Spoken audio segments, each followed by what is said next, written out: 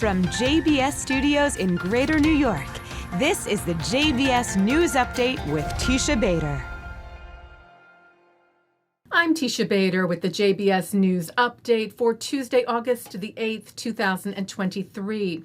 Israel's security agency, the Shin Bet, said it successfully prevented a Palestinian terror cell from carrying out shooting attacks against Israelis. Israeli media reported that the cell belonging to the Popular Front for the Liberation of Palestine in the West Bank had been given directives, the Shin Bet said, by an operative in Lebanon who was deported there from Gaza in the 2011 Shalit deal, the prisoner exchange made to secure the release of IDF soldier Gilad Shalit after 5 years of being held by terror group Hamas in Gaza. Israel's defense minister toured Israel's border with Lebanon today, he said, in light of the latest developments in the sector, referring there to a number of instances of members of Iranian-backed, Lebanese-based terror group Hezbollah seen along the border in recent weeks. Gallant warning the terror group not to repeat past mistakes, saying, "My message to our enemies across the border is clear. We are not interested in war.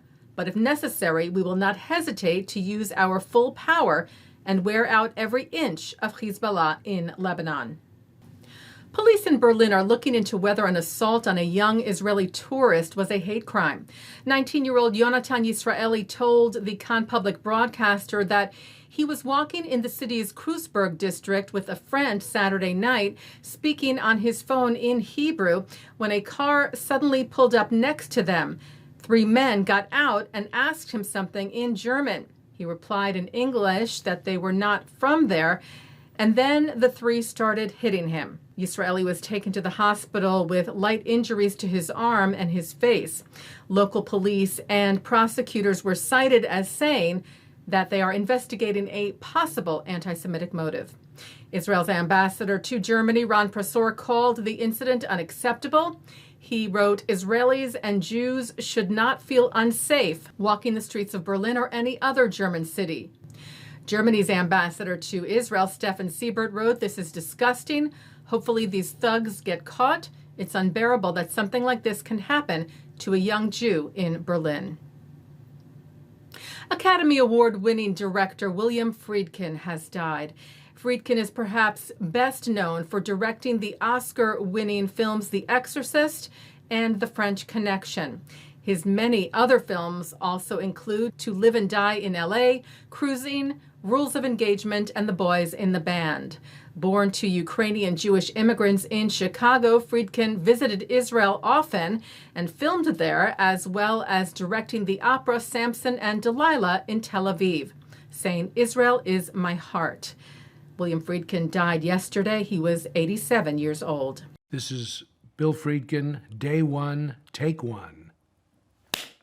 Well, Israeli researchers have succeeded in creating a tiny miniature model of a beating heart, the first of its kind, grown from stem cells with all the key structures of the heart included in the model, which is the size of 1/3 of a grain of rice. The Times of Israel cited Professor Yaakov Nachmias of Hebrew University, the Technion, and Tissue Dynamics Limited, who led the research, saying, "What makes this even more groundbreaking is that because we could make this heart in the lab, we were able to put sensors on it that told us how it works and to get some insight into the physiology of the human heart." Taking a look now at our programming for tonight on JBS for Tuesday, August the 8th at 7 o'clock, Barry Levinson talks about his film The Survivor, about an Auschwitz prisoner who learns how to box to survive. At 7:30, it's the film Anita B., based on a true story and the bestseller by Edith Brooke. At 9, part 2 of Rabbi Brad Hirschfield on L'chaim.